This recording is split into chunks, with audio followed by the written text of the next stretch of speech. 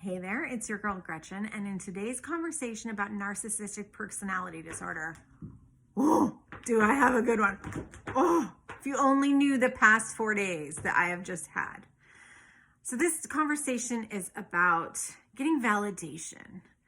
So I went no contact 6 years ago. August 7th, 2018 is the last time I had contact with my abuser. And in the time since then, I have not looked him up. I have not stalked his social media accounts. I have not Googled him. I have not asked anybody about him. I have not allowed anybody to tell me about him. Just no. I won't say his name out loud to people. I won't write it down. No. And the only time that I talk about him is in context like these videos where I'm talking about what happened to me and my journey of healing. And I may give examples when I'm explaining to people what different kinds of abuse are and that kind of thing. So I took the high road and never talked about him, his family, his job, his health, his new supply, his anything. And I just sat in faith that the truth would come out. It would speak, he's speaking for himself.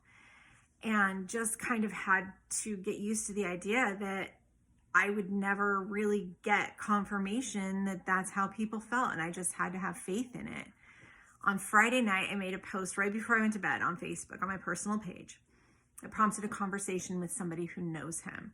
She reached out to me and she started giving me information about him. And I was not ready to hear that information. But I took some of the stuff that she said and kind of applied it backwards to some stuff, and things kind of started coming together in a way that made my brain start clicking.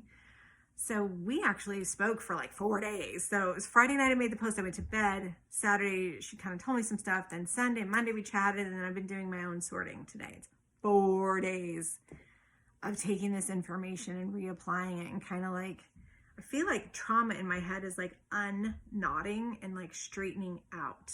If you've had these physical sensations related to the abuse that you've been receiving, the psychological abuse that you've been receiving, you might know what I'm talking about the knots and hopefully the untying.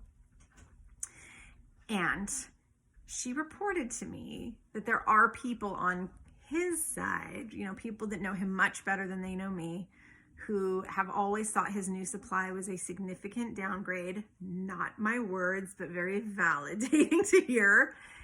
And that his claims of abuse and the other items in the smear campaign just didn't add up to them. And it's just so validating. It's so hard to go 6 years of just taking the high road. The truth will come out. The people that need to know, and the people that don't, I can't do anything about it. But instead, to know that there are people, it's not to say there aren't people that he got to, but there are people that know him better than me that think he's full of crap. Victory! So, I really want this for you. If this is something that you're going through personally, is narcissistic abuse. If you're putting in that work to be no contact, and you're putting in that work to be the bigger person, and you're just living your life in faith, I really, really, really want you to take a little bit of this validation that I've received and take it for yourself. That's something that I have done. I have a friend who, her ex-husband gave her a lot of credit for being a phenomenal mom.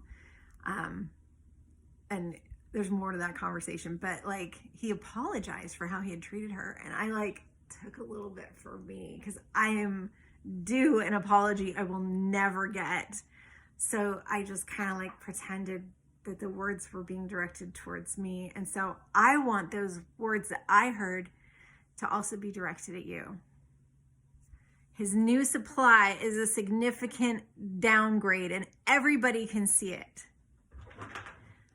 We don't believe the lies. They don't make sense. And when I see what you say and when I see what he says, I can see who's telling the truth, even when you aren't speaking. Those are yours. Take them and heal. Much love.